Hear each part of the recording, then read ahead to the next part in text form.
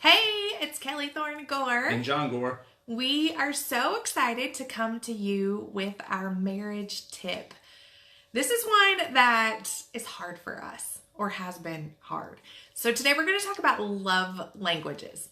And it's so important to remember that oftentimes you are different than your spouse. And our natural tendency is to love someone the way we like to be loved. And so it takes a lot of work to learn to love someone in a different language. So that's what we're going to talk about today. And when you think about speaking a different language in any other sense, you don't go to a country where no one speaks English and you just insist on speaking English. It just doesn't work.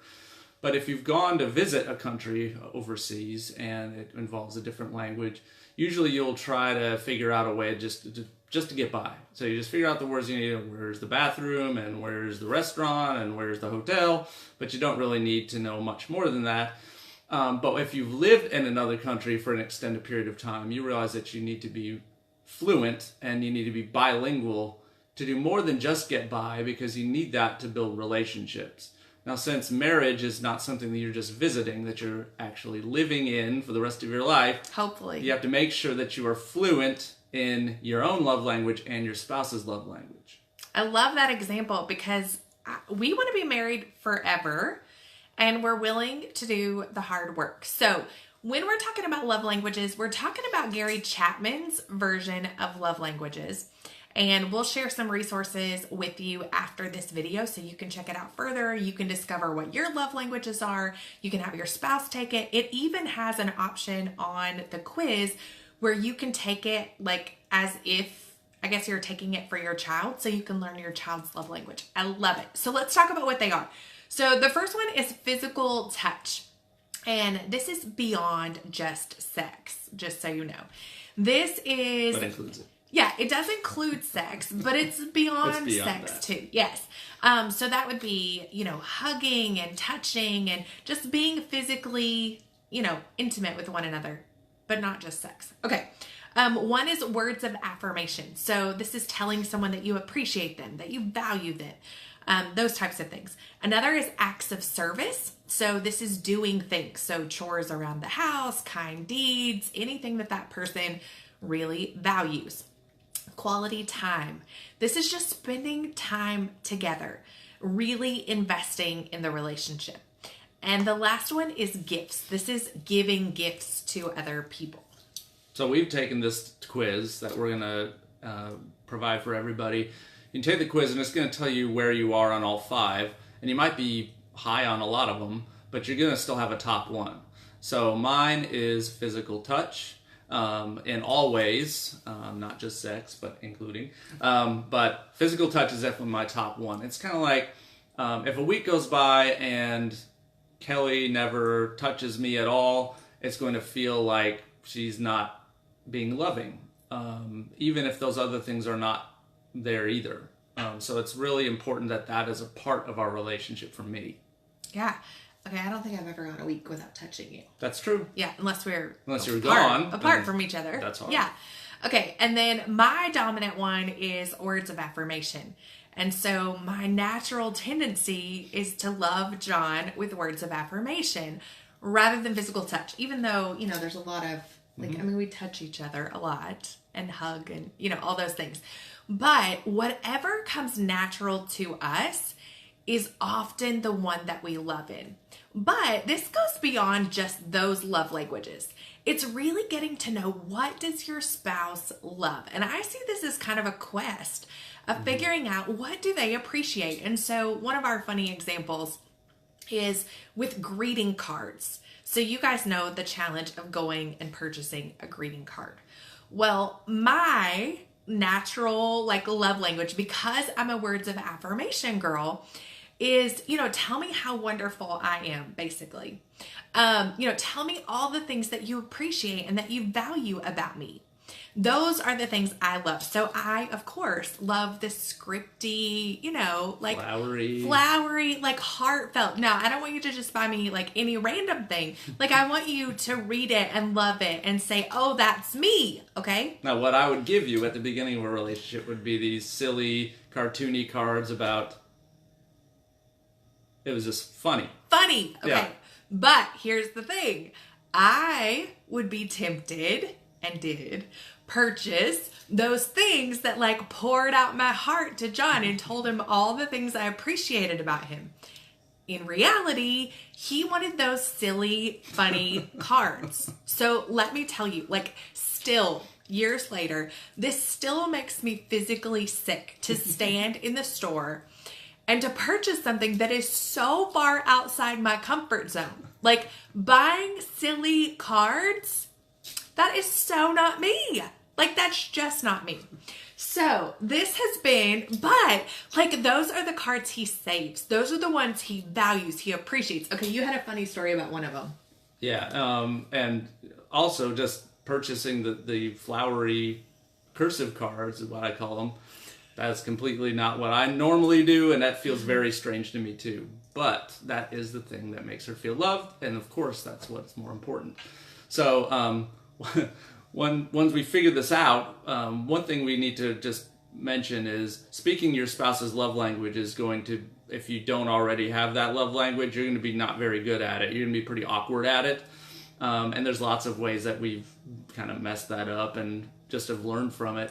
But this is not really a mess up. It's just funny that once Kelly learned about this, she didn't give me a flowery cursive card. She gave me this card of, it was like a cartoon dog or something, and she was hugging her husband, and he opened it up, and it was like a pop-up card, and she grabbed his tush, and then she wrote, "I respect you" on it. And I wish I had it still. I've been supposed to be keeping these things, but I probably have it tucked away somewhere. But the idea being that is like not a Kelly card. No! It's a John card, but since John is receiving the card, it should be a John card going to John, and it should be a Kelly card going to Kelly. But then I still wrote, like, and I don't think I just said "I respect you." That was like one of the lines in there. I kind of think it was.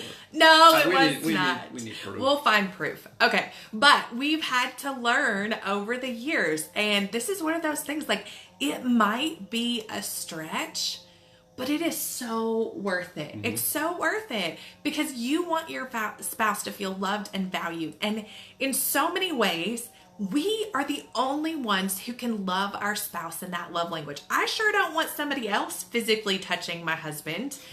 No. And yeah, sex is a piece of that. We'll talk more about that a little later.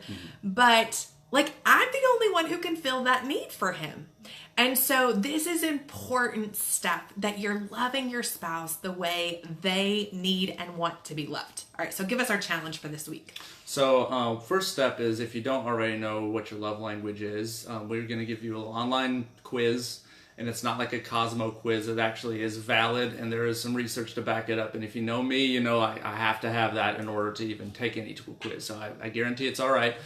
This particular quiz will just tell you what your love languages are, just where you stand on those, and it'll kind of rank them. So it'll tell you where you fall on them. Some of them might be higher than others, but the idea being is just recognize which one yours is. Your spouse should also take it, and then you talk about which one is the top one. If both of you have the same one as the top one, congratulations, it's going to be a little bit easier. You just lucked out. But chances are it's probably not.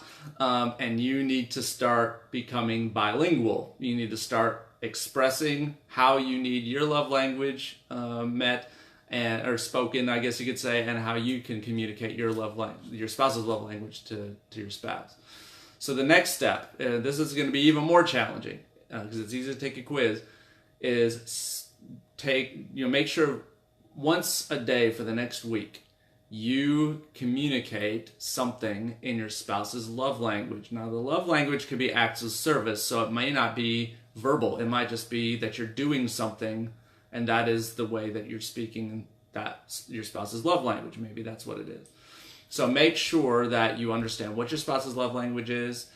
Once you figure that out, then figure out, all right, 7 different things I can do over the course of a week that will speak that language. And yes, you might be very awkward at it, and it might not go exactly right. And your spouse might kind of laugh at you a little bit, but don't take that the wrong way. It's just, they are very good at that love language. They've been doing it, they've been speaking and communicating it to you a very long time. and maybe you're not very good at it. So just be very patient with each other and realize this is a learning process. Yeah, and there are little ways that we can do this, but then there are bigger ways we can do this. And so I still think about, like, one of our favorite dates that we ever did was we went out and John just started telling me all these things that he appreciated and valued about me. It's still, of all the dates we've ever had, and we've gone to amazing places, it's the most memorable one for me because it was so speaking in my love language and what I needed to hear from him. And so much of that is just that he saw me and that he appreciated me. And so think of ways this week that you can really, I would challenge you to even go above and beyond. How can you love your spouse well? And I also feel like this is a great opportunity to have a good conversation. So I know these videos are starting to spark some conversations with you and your spouse, and that's awesome.